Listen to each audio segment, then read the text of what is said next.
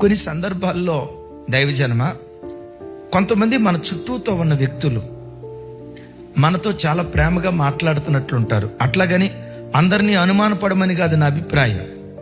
చాలా ప్రేమగా మాట్లాడతారు, చాలా ఆప్యాయంగా మాట్లాడతారు.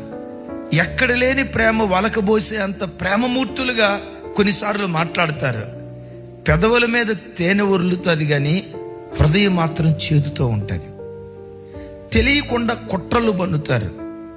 వీళ్ళ పిల్లలు ఎదగకూడదు, వీళ్ళ కుటుంబం పైకి రాకూడదు, వీళ్ళ సంసారం ఆశీర్వదించబడకూడదు, వీళ్ళ సంఘం పైకి రాకూడదు, వీళ్ళ సేవ విస్తరించకూడదు, వీళ్ళని ఎట్లాగైనా వ్యాపారంలో దెబ్బతీయాలి, వీళ్ళ కుటుంబ పరువు మర్యాదలు బజారు పాలయ్యేటట్లుగా ఏదో ఒకటి చేయాలి అని మనతో ప్రేమగా మాట్లాడతారు. కానీ వాళ్ళ అంతర్యం అంతా కుట్రతో, కుయుక్తితో, కపటంతో ఉంటుంది.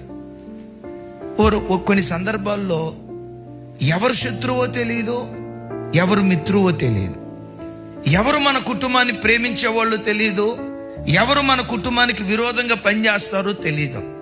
భక్తుడైన దావీదు గారు ఒక స్థలంలో ప్రార్థన చేస్తాడు. ఏమని ప్రార్థన చేస్తున్నాడు? నన్ను దాచయ్యా. నాకు ఆ మాట ఒళ్ళు పులకరించినట్లయిపోయింది. నన్ను దాచయ్యా. దేనిలో నుంచి దాచమంటావు? కీడు చేయువారి కుట్రల నుండి, దుష్క్రియలు చేయువారి అల్లరి నుండి నన్ను దాచయ్యా అని మాట్లాడతాడు. నిజమే, ఈ దినాల్లో ఎక్కడ చూసినా భయంకరమైన కుట్ర జరుగుతున్నటువంటి దినాలు. దూరస్తుల ద్వారా కుట్ర అనుభవిస్తున్నాం, శత్రువుల ద్వారా కుట్ర అనుభవిస్తున్నాం.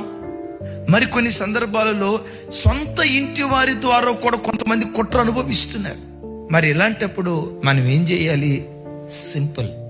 ప్రతి దినం దేవా, కుటుంబానికి, మా ఆత్మీయ జీవితానికి వ్యతిరేకంగా పనిచేసే ప్రతి కుట్రదారుల కుయుక్తులు నువ్వు నిర్మూలన చేయాలి అని ప్రతి దినం దేవుని సన్నిధిలో మనం ప్రార్థించేటువంటి వారిగా ఉండాలి.